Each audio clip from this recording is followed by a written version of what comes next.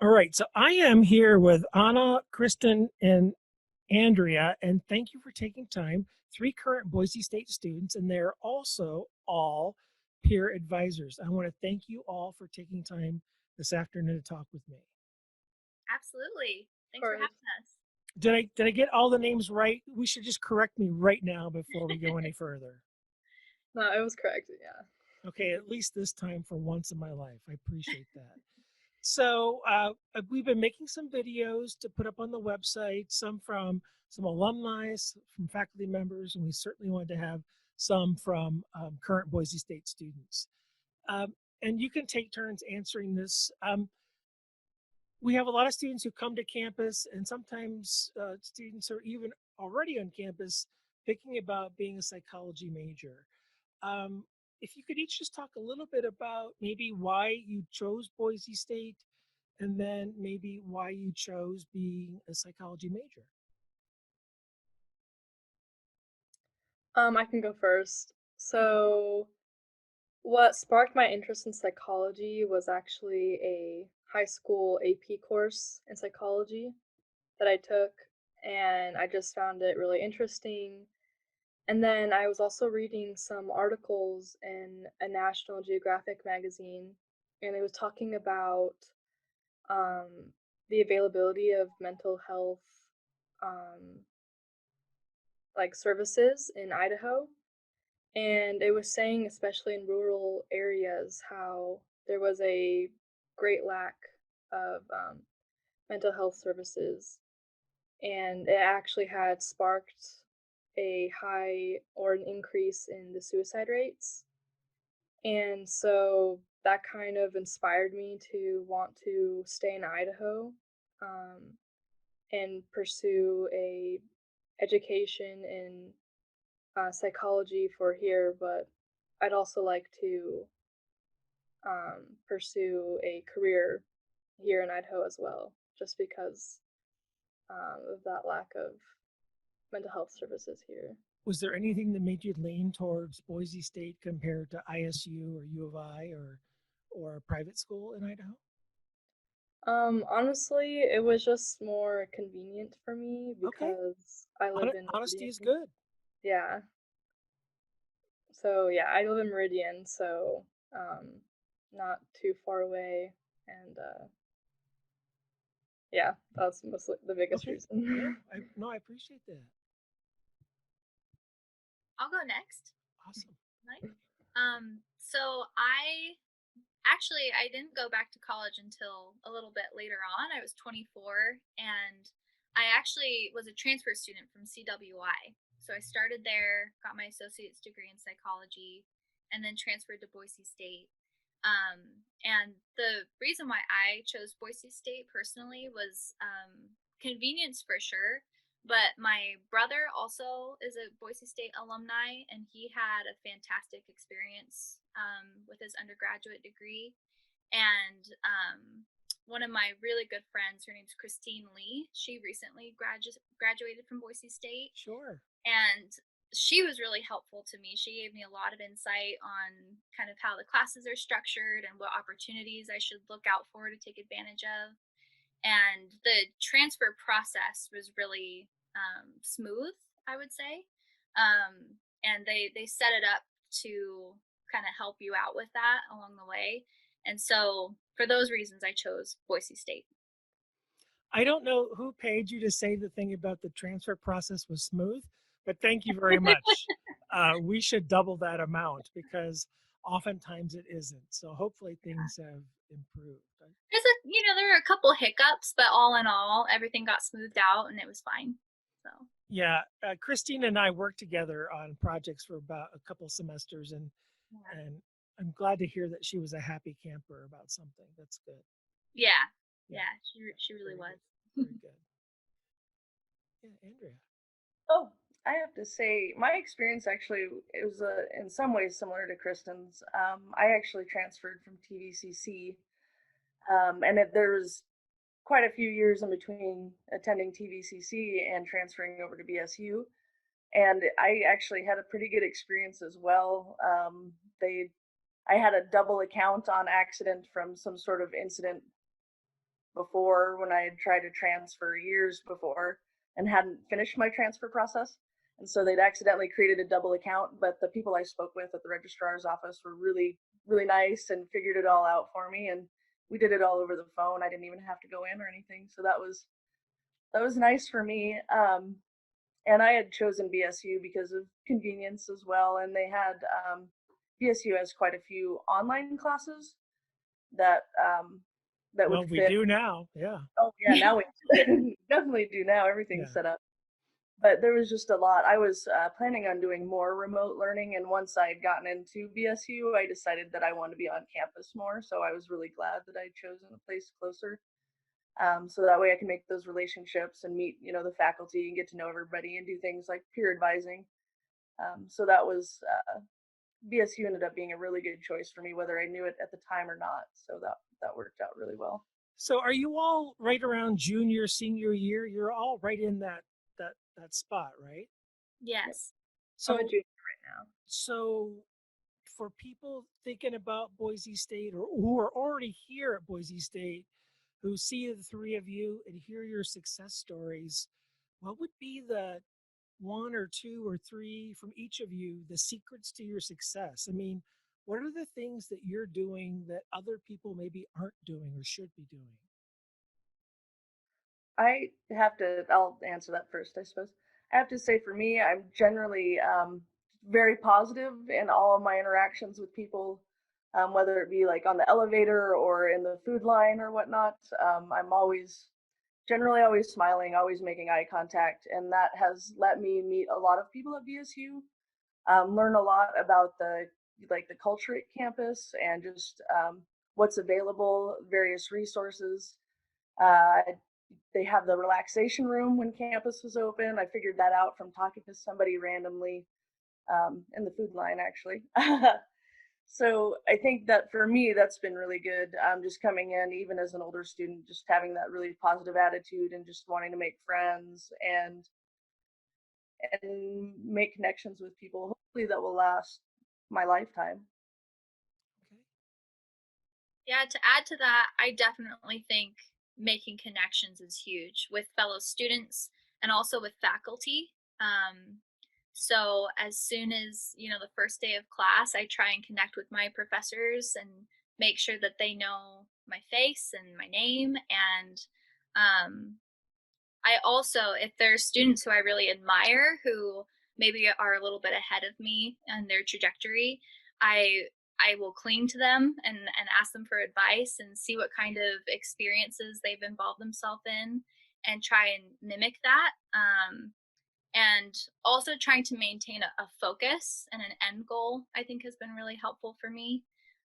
So having my eye on, maybe a specific career path or a couple avenues I might want to go in, and then making sure that I'm taking the steps necessary to set myself up to be competitive for those careers. Um, all of those things combined have been helpful for me. Okay. Anna? Yes, I Anna, I'm sorry. agree. It's Anna. okay. Yeah, I agree with Kristen about maybe one of the ways to get the most of your educational experience is to connect with faculty as well. It seems like there's a lot of students who might be a little intimidated or afraid to get Yes. connected with faculty, but in the end, it's probably one of the best things you can do, especially if you're pursuing a degree in graduate school, or maybe you need contacts if you are pursuing a certain career in psychology that you want as well. Um, and I would tell students not to be afraid to, ask around if you need help. Um, I know there's students who have voiced to me that they're too afraid to ask questions, and they're kind of afraid of engaging in the class. Um, but I think it's one of the best things you can do to secure success, yeah, academically and socially. So So I think all three of you have just offered really good advice. But Anna, just like you just said, I think students are afraid to do it. They've heard people like you and people like me say that exact same thing. But if you're a painfully shy introvert, you don't know how to do that. I mean, if you could do it, you'd be doing it already, and you wouldn't have to have people telling you how to do that. And so it's a really hard thing for introverts to overcome. Now, I'm not making excuses for it. I'm not giving them a pass because I think you're all exactly right. I think the event, you know, it seems like so long ago, right? Way back in January, when people used to be able to gather together in groups, the Department of Psychological Science had an event which all of you helped with immensely in the lookout room in the sub, where we had about 70 or 80 psych majors and faculty members come together. And that's the kind of event that if you can, if you're painfully shy and you show up at that, I think it's a little bit easier to talk to faculty members because you see 70 other students doing it as opposed to going to office hours or doing a Zoom thing like this where it might be awkward on top of awkward because it's just kind of something that we're not used to. So is there a secret that each of you could share or something that you came up with that worked for you? What was your superpower that you came up with that you were able to use? Well, I relate heavily to being that shy, introverted student. When I first started at CWI, I was very much in that boat. Um, any opportunity that came my way, I convinced myself I wasn't worthy of, all of that. Yeah. And I had thankfully a couple really helpful mentors who talked me out of that and said, if you're being offered opportunities, then that means you deserve them. And you should, respect that professor's opinion enough to know that if they're offering you it, they have good judgment and they see something in you that maybe you don't see in yourself. And then once I just said, okay, even though I'm scared to death of this, I'm going to try it. I never regretted any of those opportunities that I grabbed hold of. And also keeping in mind that the faculty and the staff are there to support you and they want to see you succeed. And your fellow students are your allies. They're there to help you too and to learn from you, and you can support each other. And so the more you can just kind of like let yourself be uncomfortable for a little while, you start to see the benefits of it. And then that is what encourages you to take on more challenges and more opportunities that you wouldn't normally have otherwise. So that would be my 2 cents. Awesome. Yeah, I think that was a great response. I think I would have said something very similar as well. But also just looking at these opportunities as not something someone else might want, but just seeing it as like a necessity in order to move on in your academic, career is very important because you want to develop that curriculum vitae, especially if you want to move on to graduate school. And a lot of psychology majors do, just because a lot of the careers require it, or at least like a master's program. So yeah, just because it's so important, that was one of my biggest motivators. I just knew I just had to do it. So yeah. I guess I would kind of add on to that as well, that sometimes you just have to kind of go through the uncomfortableness and it'll start to wear away as you go on. And something I've learned as I've gotten older is that a lot of times many people are uncomfortable in those transitions, like where you go from being, sitting at home to a party, or where you go, walking into a classroom and everybody turns and looks at you. Almost everyone has some anxiety around that, and learning that as I've gotten older with people, talking to them and them expressing that as well, I've realized we're kind of all in the same boat, and so we're all trying to weather this all together. And most people are not taking their time to judge me. They're taking their time, they're thinking about whatever they're worried about or whatever they've got going on. It's not, they're not focused on me. I'm focused on me, and that's what's kind of, I'm blowing up in my own mind. So I kind of remind myself of that and go on. So I think you've all offered some really awesome responses. I have one more question for you. I'm going to let you go. Do you have any advice for what students or prospective students should not do? Do you have anything, what not to do, or a common mistake people make that they should try to avoid? I can speak from experience from my first bout at college. Don't check out. Uh, no matter what goes on, no matter how bad everything gets, just most of the teachers are there. They want to help you. The advisors, the faculty, they're all they're really behind their students. Sometimes we can forget that, or you get so caught up in what's going on that you feel isolated. But reach out and just let people know what's going on. You don't have to give them a lot of details if you don't want to, but most people will be very understanding. And if something's going on, reach out, take an incomplete, take a withdrawal, whatever it is that you need to do, or just talk to your teacher and get in a space where you can feel like you can catch up or you can do what you need to do. Just don't check out, don't walk away from it. Anna, Um, Kristen? as for something that people should try not to do, um, the first thing I thought of was try not to take the easy way out. Getting through your college education, I think most people they just want to take the easiest classes and do the least amount of work possible. Um, but I think in the long run, it's really gonna harm uh, your whole learning experience.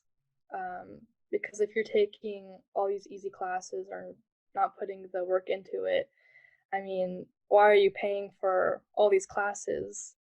And yeah, I think it's important to try to push yourself because that's the only way you're gonna get better. Um, so yeah, that's just my 2 cents. Kind of specific, but No, it's awesome. And for me, I would say that try not to allow yourself to stay in that fixed mindset of I'm bad at this, or because I did poorly on an assignment, that means I'm not going to succeed at this class. And the more you can adopt a growth mindset of like, oh, maybe this was more challenging for me than it was for others, but that just means I have to work a little bit harder. And that, it doesn't mean I can't end up with the grade that I want in the end. Just sticking with it, kind of along the lines of what Anna and Andrea said. And don't expect perfection from yourself all the time. Allow yourself a little bit of room to work on stuff and to improve. And seek out the help that's out there for you if you need it. Well, those were three perfect answers. This went this was fantastic. Thank you all so much for taking the time. Anna, Andrea, Kristen, thank you very much. I really appreciate it. Absolutely. Thank you. yes, thank you.